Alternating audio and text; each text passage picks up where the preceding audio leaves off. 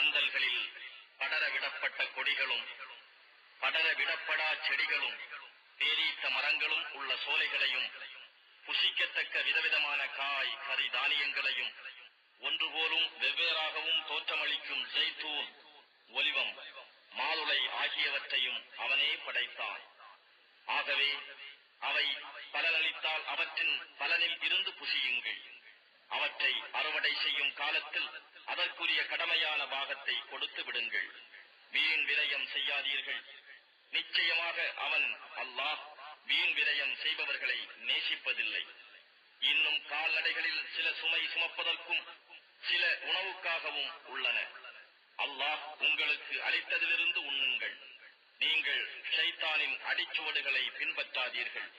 நிச்சயமாக அவன் உங்களுக்கு பகிரங்கமான பகைவனாவான். நபியே, அம்மக்களிடம் கால்நடைகளில் 8 வகைகள் உள்ளன.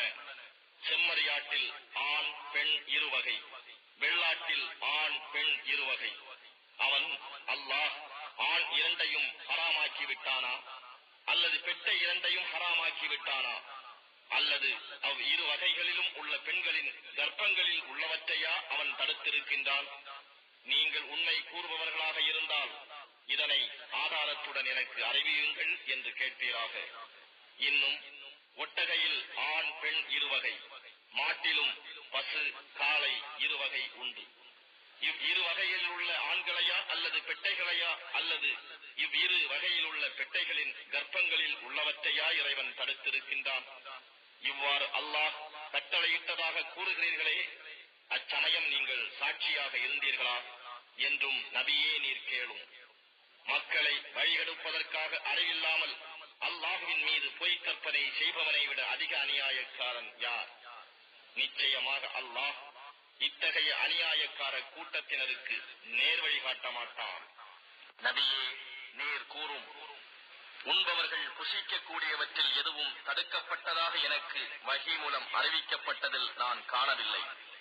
தானாக இறந்த பிராணியாகவோ வடியும் இரத்தமாகவோ பன்றியின் மாமிசமாகவோ இருந்தால் அன்றி இவையெல்லாம் தடுக்கப்பட்டுள்ளன. ஏனெனில் இவை நிச்சயமாக அசுத்தமாக இருக்கின்றன. அல்லது அல்லாஹ் அல்லாதவற்றின் பெயர் சொல்லி அறுக்கப்பட்ட பிராணிகளில் இருந்தாலன்றி அதுவும் தடுக்கப்பட்டுள்ளது.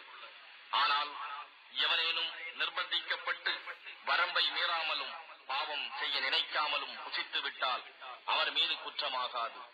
ஏனெனில் நிச்சயமாக உங்கள் இறைவன் மிக்க மன்னிப்போனாகவும் பெருங்கருணை உடையோனாகவும் இருக்கின்றான்.